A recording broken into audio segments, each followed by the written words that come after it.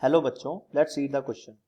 If the ellipse x minus h whole square upon m plus y minus k whole square upon n has the major axis on the line y equals to 2, minor axis on the line x equals to -1, major axis has the length 10 and the minor axis has the length 4, the number h, k, m, n in this order only are।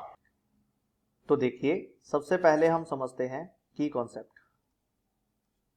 की concept इसका अपने को क्या बोलता है, जैसे मान लीजिए आपके पास ये कोई इलिप्स है, ये अपना y एक्सिस है, ये आपका x एक्सिस है और इसके ऊपर कोई इलिप्स इस तरह से बना हुआ है, ये आपका इलिप्स है।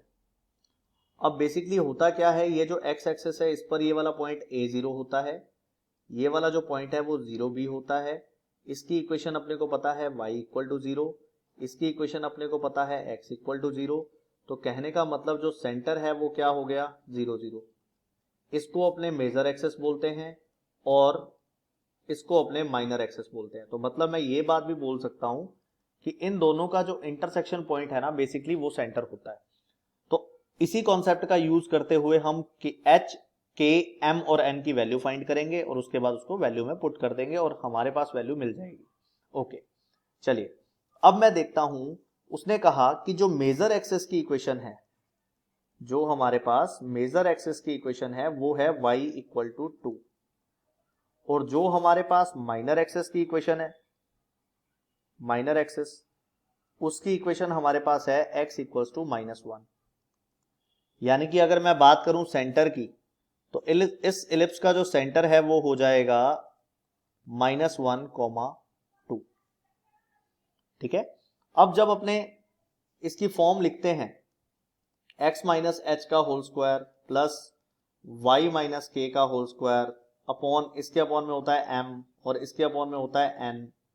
तो जब ये फॉर्म लिखते हैं अपने, तो ये जो आपको h k दिखाई दे रहा है ये सेंटर होता है। ठीक है। तो जब मैं इसको कंपेयर करूंगा तो कहने का मतलब क्या हुआ, h की वैल्यू मेरे पास आ गई -1 और फिर उसके बाद k की जो वैल्यू आएगी वो आ जाएगी मेरे पास 2। अब रही बात m और n की वैल्यू की, तो वो m और n की वैल्यू आप कैसे निकाल सकते हो। ये जो m है बेसिकली यहां पर स्टैंडर्ड फॉर्म में a स्क्वायर मिलता है और यहां पर b स्क्वायर मिलता है।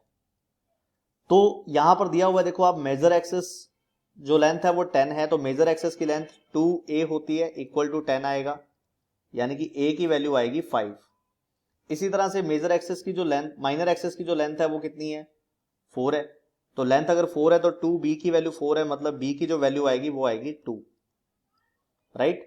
तो a स्क्वायर का मतलब मैं इस इक्वेशन को ऐसा लिख सकता हूं, x माइनस -1 का whole square upon a square का मतलब 5 का स्क्वायर 25 प्लस फिर y माइनस बी मतलब 2 का होल स्क्वायर अपॉन क्या होता है b का स्क्वायर मतलब 2 का स्क्वायर 4, तो इक्वल टू आ गया 1।